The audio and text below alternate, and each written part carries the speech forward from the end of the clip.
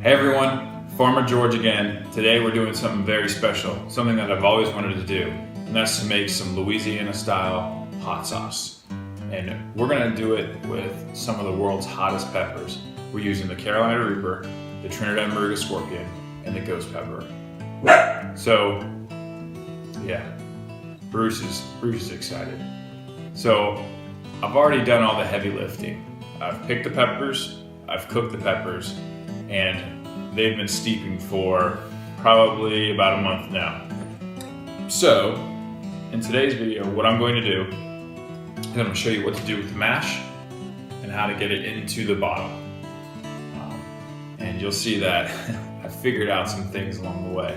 So, first time doing it, why don't we go check it out? Okay, here in the kitchen, I took out the fermented hot sauce.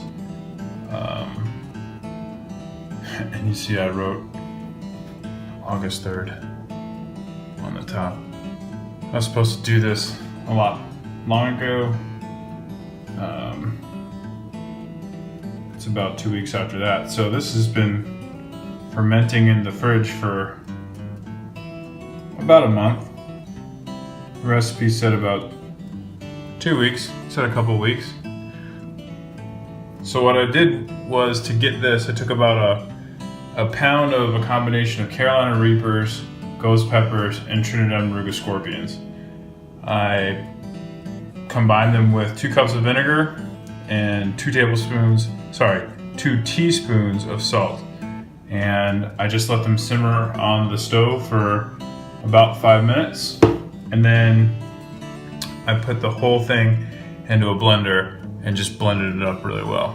So what I'm gonna do today is I'm gonna take this metal wire strainer with a coffee filter in it and filter out all the remaining pulp that's in here, because I wanna make a Louisiana-style, just a vinegary hot sauce.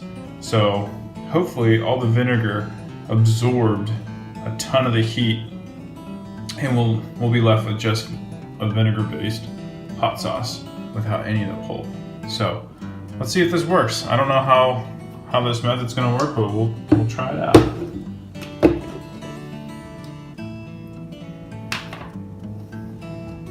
It is super spicy. You can smell it from standing up. All right. Let's see. Do a little bit at a time.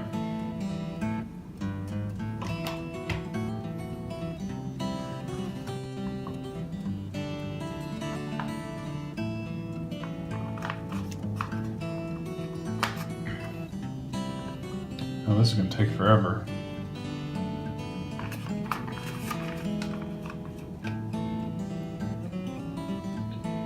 Yeah, this wire mesh thing, I don't even need this wire mesh thing for other, only just to hold the coffee filter. But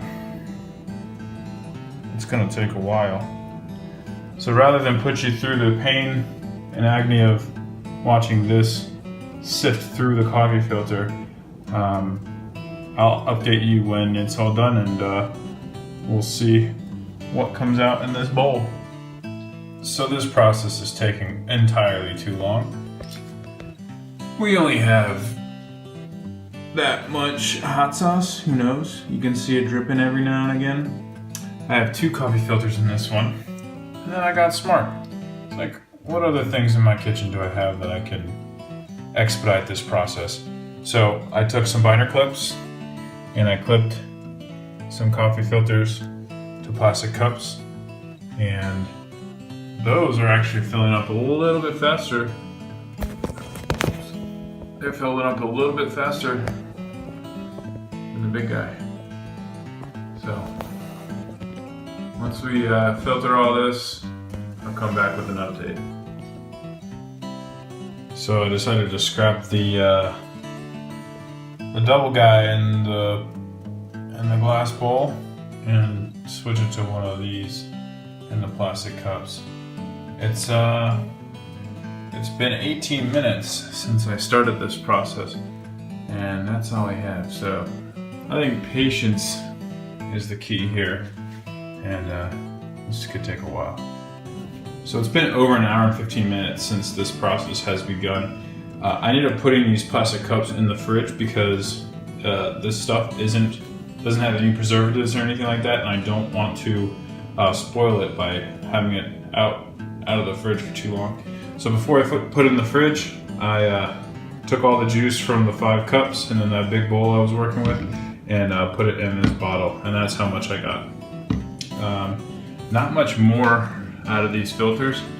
I'm thinking about leaving these in the fridge overnight. So these cups have been in the fridge all night. I was trying to get every single last drop out of the coffee filters, but it looks like they're probably at their maximum capacity, if you want to call it that. And I'm not going to get any more, so I'm just going to take the little bit that's in these cups and use my turkey baster and get the final amount in there, and this is what we're left with.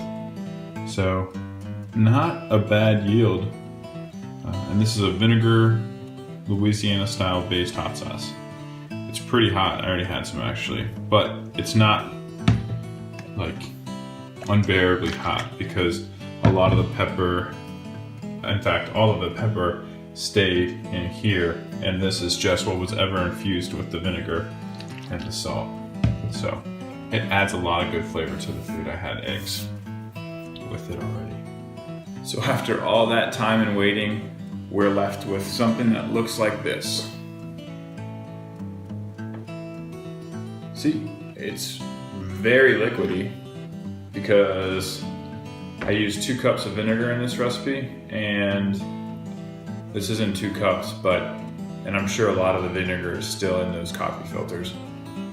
But my next one, I'll try to strain more of the pulp out, maybe with that wire strainer first, and then introduce the coffee filters. But this still tastes very good. So it's not super spicy. In fact, let's do something a little. Let's do something a little dangerous first thing in the morning. I'm gonna squirt some of this in my mouth.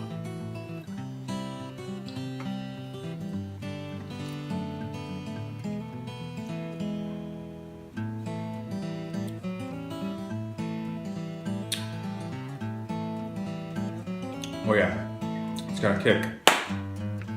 But for Carolina Reapers, Trinidad Moruga Scorpions, and ghost peppers, that is not what I would expect. I'd expect to be in a lot of pain right now. It's a hot sauce. I wouldn't rate it very hot, but this is gonna be great on eggs. In fact, I've already had it on eggs. Great on pizzas. And if you're from the east coast of the U.S. or the mid-Atlantic region where we eat blue crabs, if you want a spicy blue crab, dunk your blue crab meat in some of this with some Old Bay. Whew. I bet that'd be money. Can't wait to try that. So there you have it, Louisiana-based hot sauce. I have a ton of peppers right now. In fact, it's got a little cooler this past week, so my plants are really taking off. They're flowering like crazy. So I'm sure I'm gonna make more hot sauces. I'm gonna try another go at the Louisiana hot sauce because I love my vinegar-based hot sauces.